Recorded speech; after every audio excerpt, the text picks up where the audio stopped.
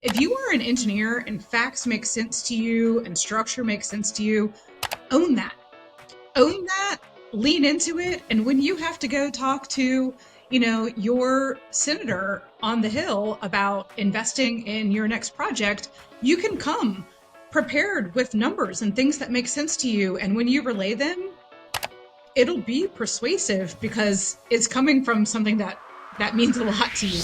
Welcome to the Make Water Work podcast, where we dive into the people, ideas, and innovations shaping the future of water. I'm your host, Isaac Pellerin, and alongside my co-host, Megan Glover, the founder of 120 Water, we bring you insights from hundreds of incredible conversations we've had over the past 9 years with inspiring and energizing leaders in the water industry. Each week, we share those stories and conversations with entrepreneurs, community champions, and innovators who are making water work for everyone. Whether you're a water professional, a curious innovator, or simply passionate about our most precious resource, this podcast is for you. Let's get started. Well, hello, everyone, and welcome to today's Make Water Work podcast, where Isaac and I speak to industry professionals that are innovating, leading, and making water work every single day in our industry. So, Isaac, who are we speaking with today? We're speaking with Christy Harowski, who is the Chief of Staff for the Water and Sewerage Board for New Orleans, and then was the Director of the Value of Water campaign at the U.S. Water Alliance, and now is the founder of HCB Strategies. And so this is going to be a great conversation. I first met Christy when she was on a panel most recently at Rogue Water's Catalyst Conference for water communicators. And she was on a panel just talking about the way that they communicated to things that need to happen in New Orleans. And it was a great conversation. And then we got to present together a couple weeks ago at a conference in New Orleans. And so, Christy, welcome. It's been a pleasure getting to know you in such short order, but I feel like we've become fast friends. I think so too. Thank you so much for having me on today. Yeah. Well, we love having guests on, and we have found that everyone has a story about how water found them. And so I'd love to ask you, Christy, how did water find you? Yeah, I actually love answering that question. It's such a good opener. So water has always been a very, very integral part of who I am generally. I grew up in Florida on a lake, which is not all that unusual there, where, that's where I swam and canoed and did all the things. I also spent my summers on the east coast of Florida on the Atlantic Ocean, and that was just really integral to who I was growing up. Also, astrologically, I'm a Cancer sign, so I'm a water sign. So all of that really lives within me and I really lean into it. But water did not show up for me professionally until about almost a decade into my career. I went to law school at Tulane, which is how I wound up in New Orleans. And it was not until I had veered a little bit away from law and into policy that I became involved in water issues. I was at the time working for a nonprofit in New Orleans that focused on kind of the primary quality of life issues in New Orleans. And for those of you who are familiar with our wonderful city, water always has been at the top of that list. We live topographically in a bowl, which is unlike every other city in America. Every raindrop that falls has to be pumped out of our city. We have zero help from gravity. And also, we're an incredibly old city. Our entire drainage system plus our water distribution system were, all of those pipes were built 120 years ago now. So we're kind of at the forefront of aging infrastructure and the need for innovation and how we live with water. So that's how I first got to know water, was in the context of that job. Oh my gosh. So you've had a kind of a really interesting career, and I'm really excited to hear kind of how you've made the leap to all of the different opportunities. So from the chief of staff into the Value of Water campaign, what was that transition like, and what compelled you to kind of take that opportunity? Absolutely. Well, I'm going to back up even one more step because I was working at this nonprofit and I had the honor and privilege of being part of a group of people that helped recruit and then welcome Ghassan Corban to New Orleans. And Ghassan, he was recruited from Milwaukee, where he was the public works director, to New Orleans, where he became the executive director of the Sewage and Water Board. And so I met him in that context. And after about it was maybe 3 or 4 months of working together informally, where I was on the nonprofit side, but he was in the utility. I kind of had this moment of enlightenment where I thought, I would really love to be doing the work. I would like to be at the utility, you know, boots on the ground, supporting the water champions who are delivering this every day, as opposed to on the outside looking in. And so I kind of proposed that idea to Ghassan, and happily he was on board with it. And that's how I had the opportunity to work in the utility, which, is such a unique experience. And I think that it shaped how I feel about water, and it shaped how I feel about all of the issues that surround, what we talk about today when we talk about water. So from investment to workforce to even, conservation and particularly equity and communication. So that was a really, really just educational and informative part of my life. But I will say that public service is not for the weak of heart. In regular times in quotes. I think you could ask any public servant currently during the shutdown that we're in, how, much of a struggle that can be on a daily basis. And the truth is that after about 5 years of being a public servant at a utility, it wore me down a little bit. I woke up and I wasn't showing up to work as my best self, and it was kind of like wearing on my health and on my kids. I have 3 sons. And so, I kind of just thought, I think I actually read a book with an interesting fact, which is that most people who have the job of chief of staff in any organization, that the average tenure is 2 years. And I think there's probably a reason for that. It's kind of like all the things just fall on your plate, which is the great side of it and also the challenging side of it, right?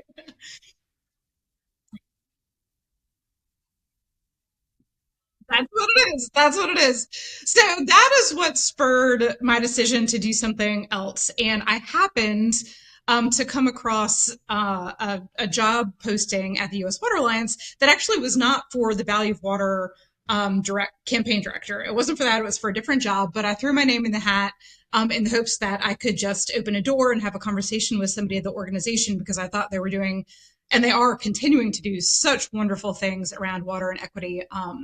So that led to a conversation with them about the campaign. And truly, when I took the job, I thought, oh, this is a political advocacy campaign at the federal level for water investment. Like, check, check, check. Perfect. Totally in my wheelhouse. But when I showed up virtually, because we all worked virtually, they have staff all around the country. It became very clear to me that in addition to being all of those things, it also truly was a communications role, that it was a campaign director for a communications campaign role, which is not something that I specifically had done. So that kind of led to like this 18-month crash course in all things communications, where I learned from really kind of like the best of the best. I mean, I had exposure to so many brilliant minds. And yeah, opened my eyes to a whole different side of myself, a more creative side, a more innovative side, and just, got me thinking about what I could ultimately contribute to our sector. Oh my Yeah, gosh. yeah, that's awesome. And I loved in the time that we've gotten to know each other, just some of the ways that, with a legal background and a law background, and then coming into the water sector, the way that you understand the impact of communicating and the need for finance, and kind of how those kind of tie together. And so yeah, I'm kind of curious if you could shed some light on how you think about that, whether it's tied to a specific project or those kind of things from your time in New Orleans. Yeah, absolutely. Thank you for that question. I feel very seen at the moment as somebody who I feel like, maybe what I can offer to others as we jointly work through some of the issues that our sector faces is a somewhat unique combination of that legal and technical background and utility experience, and then, you know, a communications outlook. Mm-hmm. The Yeah. things that I love and enjoy doing are speaking and writing. And, that's part of being a lawyer too. So that was Yeah. Sure. part of my career path as well. But it is a unique combination. And when I was at the utility in New Orleans, one of the biggest projects we did that, you know, I'm really proud of. I'm really proud of the entire team who worked on it, but we found $250 million to build an electrical substation, and I won't get into the weeds on this, we'd be here all day, but on the side of our water treatment plant in order to provide a more reliable service to the residents of New Orleans. And we did that without raising rates a single time for anybody who lives here. Yeah. And that required partnership and collaboration and advocacy literally at every single level. It was local, it was state, and it was federal. We got earmarks, we leveraged SRF funding. We went to the mat with the state government for state bond commission dollars and capital outlay dollars. We did everything we could do. And I think that experience probably shaped my outlook on investment and what's possible, right? Mhm. I do not see investing in water as, a linear problem to solve. I see it as part of, um, you know, creative thinking and the innovative solutions that I think we all need to turn to if we have hopeful future. Yeah. Yeah. That's so, yeah, I love that. And that is no small feat. Did you say $250 million that oh my gosh. Yeah. And also shout out, I was there for much of that. It was one of the biggest projects I worked on while I was there, but the rest of the team who's still there, full shout out to everybody who is completing that project, and they're breaking ground on that this fall ahead of hurricane season next year, which is just so awesome. That's awesome. And I think, when we were at the CIFA conference, just the way that utilities need to look for so many different sources of funding, because rates alone are not rates or rate increases alone are not enough, and so I think that kind of ties back to like the value of water and helping folks communicate, and whether it's at the utility level or at any level, why it's worth the investment. Would love for you to talk a little bit more about the Value of Water campaign, more specifically. Yeah, so the Value of Water campaign, it was the brainchild and a labor of love that Radhika Fox started when she was at the U.S. Water Alliance, but that has taken on a life of its own and continued, I think, because there is such desire by everyone involved in the water sector to see people value water for what it is worth and to not take it for granted. And so there is a truly kind of emotional and just, I don't know, intuitive desire to see an organization or a campaign like that elevate water for everybody. And I think part of what has made that campaign successful over the course of time, I was there for 18 months of its history, essentially, but is the fact that it is guided by a steering committee of about 40 organizations. And it is truly a beautiful cross sector of organizations that are involved with water. So industry, like Ferguson and US Pipe are there. The national trade associations are there. Utilities are there. Philanthropy is there. Innovative partners are there, which is awesome. And it's that big tent, and it's the perspectives, the diverse perspectives of all of those voices being at the table and helping uplift the campaign that I think makes it successful. That is what we need, is a space where all perspectives are taken into account, and we can say, here's where we overlap. Here are the takeaways and what we believe are the most important things to share about the value of water. And then that's what makes it impactful. It's not, we're trying to do everything A to Z. We have a really specific message, which is water is the most valuable thing we have. And here's how it's going to look if we don't have it anymore. Yeah. Yeah. Yeah, and you get it, and you've been on the front lines advocating for it. In your utility at a national footprint. How do you advise utilities that know they are going to need to find funding, but have no idea like where to start? Like, what's your advice for those utilities that are just like, I know I don't have enough. I can't raise rates to fill the gap. Like, what's some advice you might give them? My advice, and I mean, there's some examples of this that I'll share in a moment, but would just be to think outside the box in terms of partnerships.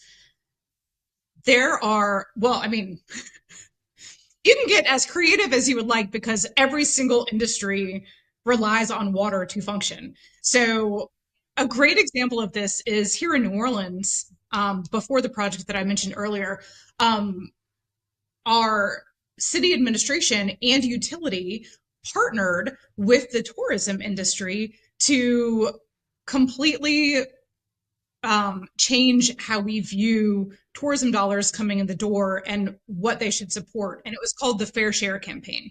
And hopefully that resonates because New Orleans being a town where, we have more tourists per year than we have people who live here by a lot, by an exponential amount.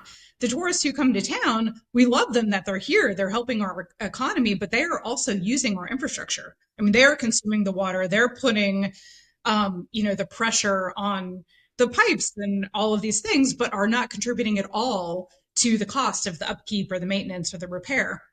So it was a really unique partnership and honestly brilliant in how it came to be. And it required, collaboration amongst numerous organizations, right? It required a little bit of a state law change at the state level and a local vote. But at the end of the day, Fair Share resonated with people, and that program was able to divert taxes that were being collected, tourism tax that was being collected, to an infrastructure fund that's overseen by an advisory board. There's a lot of accountability there. Yes. But the end result was 20 million. This happened maybe 5 years ago, and every year since, $20 million has been diverted for infrastructure projects of the Sewerage and Water Board that it did not have before. So that's a great example of like, oh my gosh, that's an amazing creative example. Is that a fixed fee or is it a percentage? There are, I wish that I could answer that in a straightforward manner. There are numerous pots that go into that, and then it splits back up. The nerd in me is just curious if the Super Bowl gave that little pot a bump at all. With the Super Bowl being in your backyard not too long ago. So it does fluctuate with the tourism revenue of the city. It's directly tied to that. So years that we have great tourism, it does get bumped up. And then years like during COVID when we didn't, there was not as much money in the fund. So it is based on that, which is a really interesting outlook. There are also a couple other states that are doing creative things. At the same time, it's a usage-based model. So in high tourism, when there's more wear and tear, more pressure, there's more money flowing in the pot. I think that's like, as communities need to think about what's unique about their community, what are their needs, how are they collaborating with the local industries. When we were talking to Kelly Deering Smith and talking about how Louisville Water understands there's a local economy, and so being inclusive of that with Bourbon and Beyond and those kind of things. I think that's a great tip. Look locally. We know that water is the foundation for so much, but what kind of can drive both that economic development factor, whether it is tourism, whether it's manufacturing, and try to tie that back to water incentives, right? Mm-hmm. To help, ease the burden of the cost to maintain the infrastructure and the projects. Mm-hmm.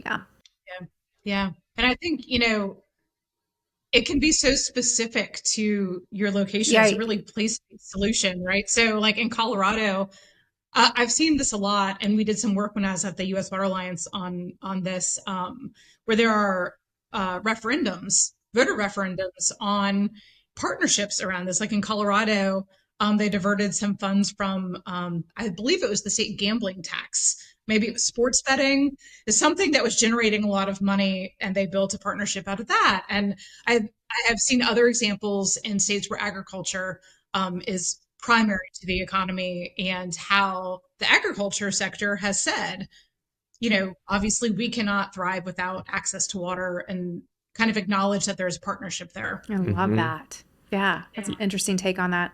Okay, Yeah. that's really good advice. Yeah. Yeah. And I was, yeah, I was thinking too, when we had the opportunity to present at CIFA, just thinking about the way that water utilities need to communicate their value. We were talking to folks who manage SRF funds, and so just their need to communicate the story of the funds that are available, how they will use, and I think we struck a bit of a chord when we shared some of the ways that analysts look at what they at the disparity between dollars that are appropriated versus dollars that are activated, or the perception of time. And yeah, it was a fun conversation, having everyone react to it. Kind of raised the temperature for a hot second in the room. But but you also shared a good example of a value of water campaign. The story, was it a system in Michigan, I believe? Yeah, it was a beautiful video that the Environmental Finance Center put together through the Alliance and in partnership with the EPA, that showed how funding coming through the EPA and moving into communities is being utilized to change lives, honestly. And the video was made, it was set in Akron, Michigan. And That's the video right. was made for the distinct purpose of doing the storytelling that we seem to be missing. The storytelling, I think, is the missing link between, okay, there are the people who advocate for investment, right? Maybe lobbyists or other organizations, and that is their goal and their mission, is to advocate for funding for water. There are, the policymakers and elected officials who are agreeing or not agreeing to fund water or fund various water related initiatives. And then there are the people who regulate the funding and who oversee the flow of that funding to communities. All of those decision steps are linked by the story of what it means for people to have access to water. But, and this is my passion. This is where I get excited about things, and this is where I hope, to be able to go more in the future. And that's, how do you find and tell those stories in a way that resonates with the audience, that you're communicating with? Because the same story might not resonate equally to everybody. It's just a combination of things, of being aware of the needs of your audience and what might move the needle with them, and in creating the best story to connect the people whose lives are being impacted with the people who are making decisions about their lives. And how do you do that? And at the end of the day, I mean, something that is hopeful for me, and hope for all of us, is that there are core human needs that we can all agree on. And I've said this from day one at the Valley of Water campaign, and I will continue saying it for as long as I live and breathe. And it is that water is nonpartisan. It's not just bipartisan.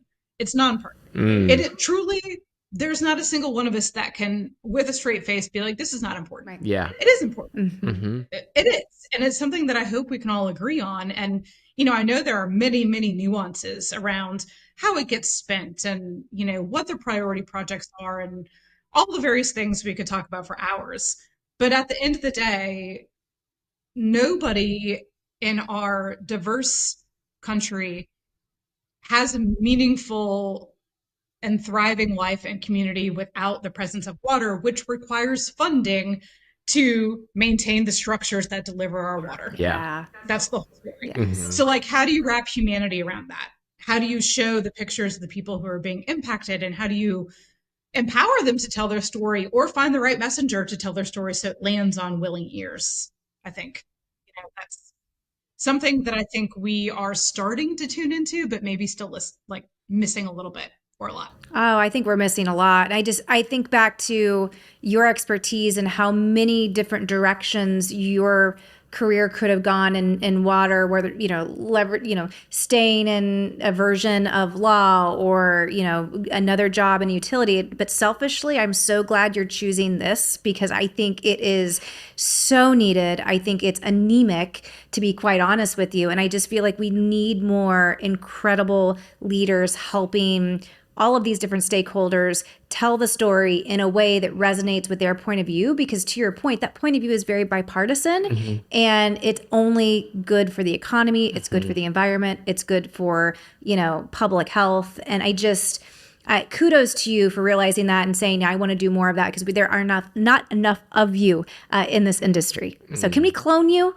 Thank you so much for saying that. I really appreciate it. I hope eventually, I can make as big an impact as I would like to one day, but baby steps. Yeah. Another, just when you were speaking about the bipartisan nature of this and how we get it done, a thought popped into my mind around the messengers, right? And understanding who can best deliver your message. And yes, I think,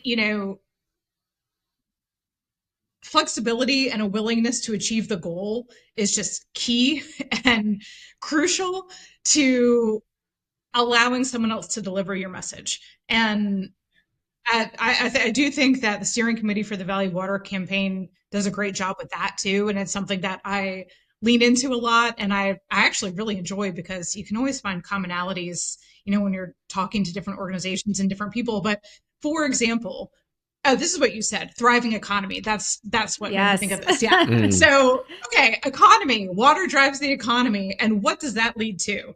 Who is invested in the economy? Chambers of commerce. So the National Chamber of Commerce was a great partner of the Valley of Water campaign in helping deliver a message in DC, right?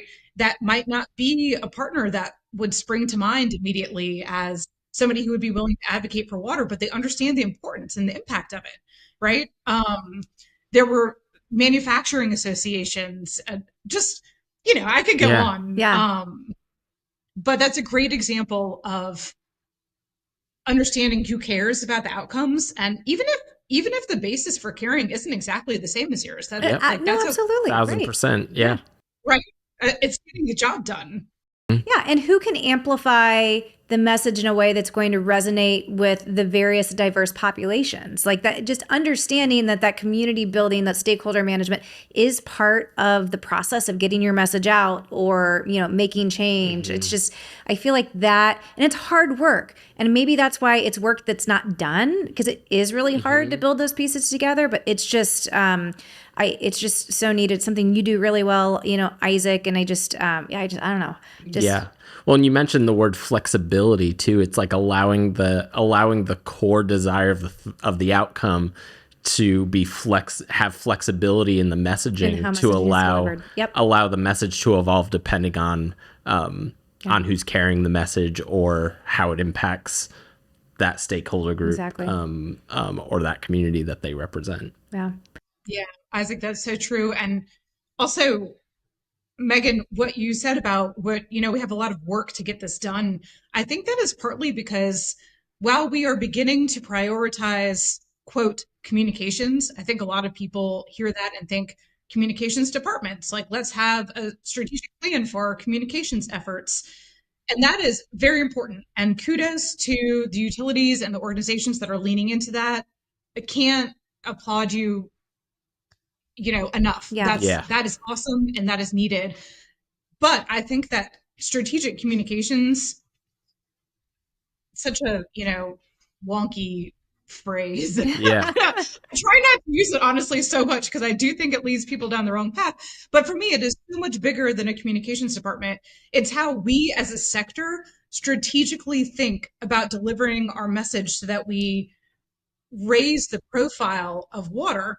And to do that, it can't live in the communications department. It has to be a priority for the whole organization, which means that a leader has to have buy-in. A leader has to be well trained in how to use his or her voice to achieve the impact that they would like to achieve. And so often in our sector and at utilities, leaders don't come to the table with that training through no fault of their own. Right. They're brilliant engineers or, finance experts or lawyers or, whatever the case may be is, but we can't expect them to have learned how to be an effective communicator for all of these different audiences. And until we prioritize that as a skill set and that as a leadership skill in particular, I think we'll continue to struggle on this path.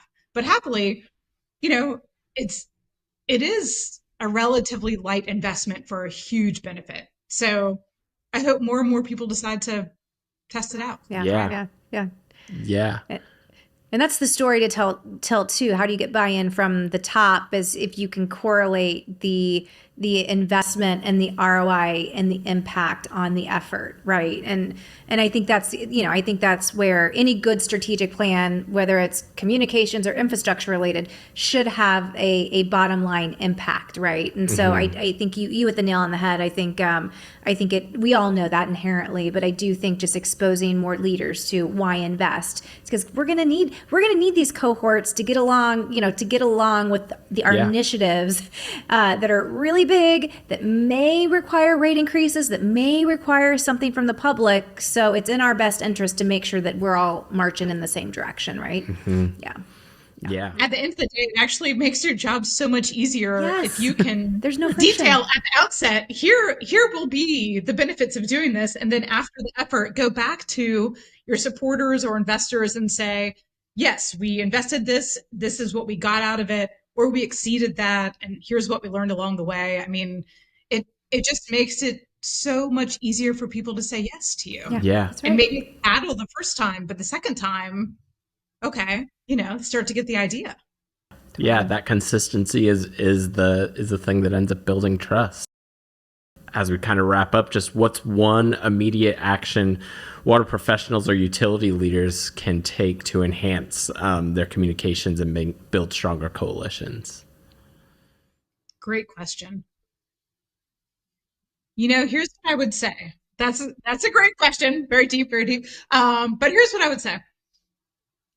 I think that powerful communication or effective communication comes from awareness around your own authenticity and your own style. And I think that people can sense when you are speaking genuinely and earnestly, as opposed to putting on a show or repeating talking points or, whatever it is. And so I think across the board, some advice that works for almost anybody is spend a little bit of time.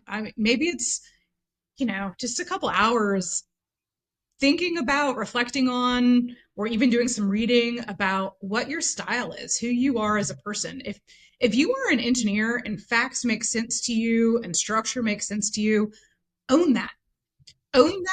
Lean into it. And when you have to go talk to, your senator on the Hill about investing in your next project, you can come prepared with numbers and things that make sense to you. And when you relay them, it'll be persuasive because it's coming from something that means a lot to you, right?